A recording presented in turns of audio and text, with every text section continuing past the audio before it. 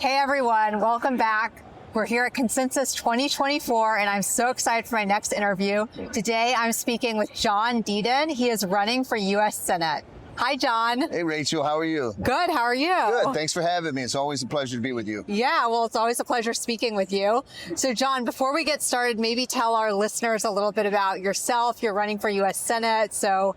Sure. Well, I have a very unique background, Rachel. I come from extreme poverty, from a place called Highland Park, Detroit, single mother, welfare, food stamps, very impoverished, violent neighborhood. I was the first to graduate from high school in my family, made it to college, law school, joined the Marines, served 7 years active duty in the Marine Corps, got out, opened my own law firm, and I've been representing mesothelioma lung cancer victims against major corporations, insurance companies, and I felt compelled to get in the race because the country's at a crisis, and the crisis is a crisis of leadership. We have people like Senator Warren who sit in Washington, D.C., these career politicians and elites. They divide us, they finger point, and they get nothing done. And I want to change that. I don't think there are people like me in the Senate who understand regular people, and I'm going to change that. Right. So you're running against Senator Elizabeth Warren. I am.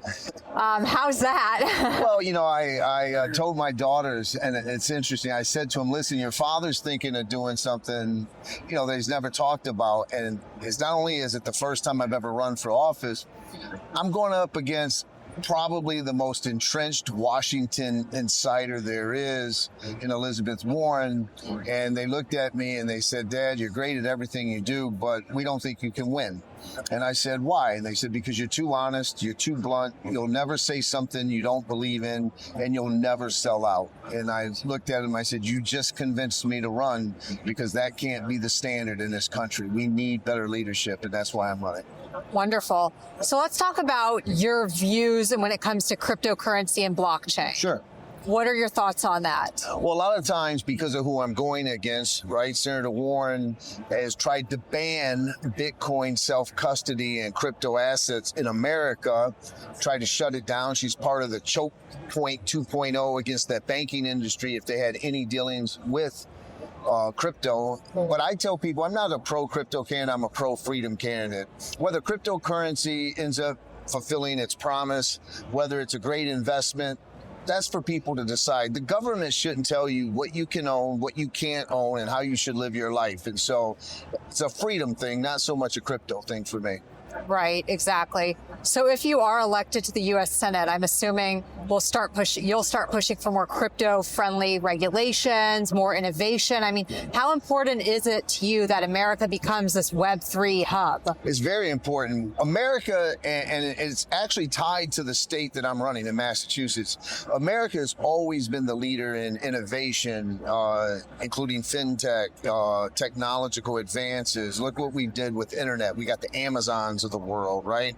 The Apples of the world. And for some reason, people have chosen to fight this industry, and I don't understand why. I've actually been fighting for smart, tailored legislation, because once we get that in this industry, punish the bad guys, seek out the fraudsters like Sam Bankman-Fried, but create an innovation, facilitate an environment that fosters innovation.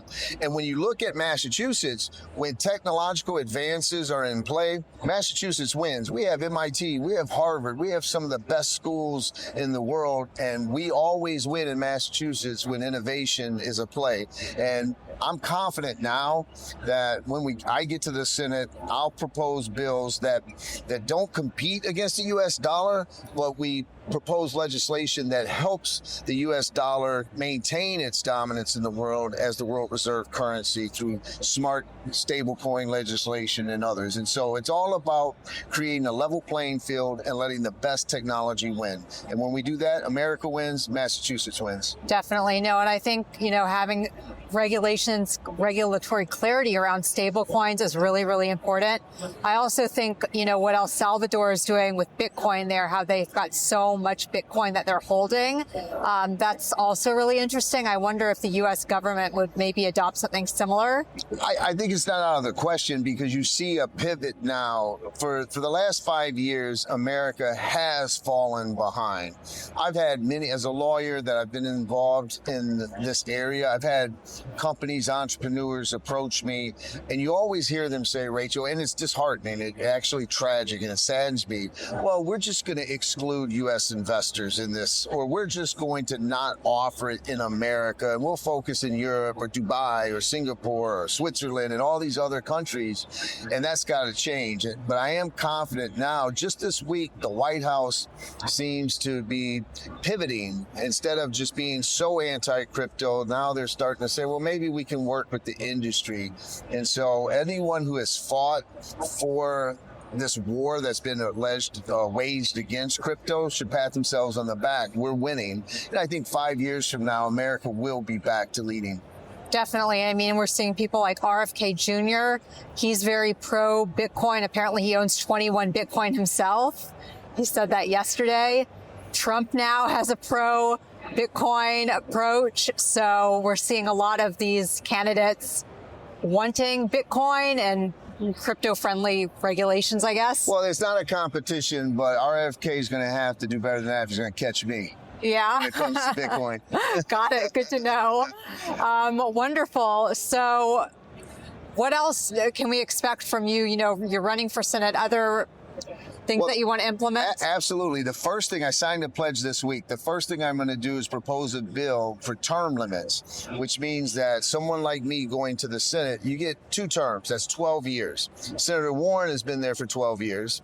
If you can't effectuate change in more than a decade, then you need to leave and let someone else with fresher ideas who might have the skill set to do it. And so that's the first bill I'm going to propose will be, because right now, look, all they do is they get to Washington and they become part of the problem. And Elizabeth Warren, my opponent, Rachel, is the best example.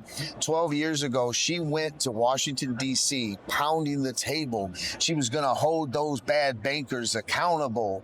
Today, those same bankers are writing her anti-crypto bills. She couldn't beat them, so she joined them. And term limits will stop that. Wonderful, so that's one of the major things I'm going to do. Great. Anything else that you want to tell us a little bit about, or? Well, that I think people, including Massachusetts, are tired of the finger pointing, the division. Elizabeth Warren is great at fighting against things and against people. That's not the same, Rachel, as fighting for people.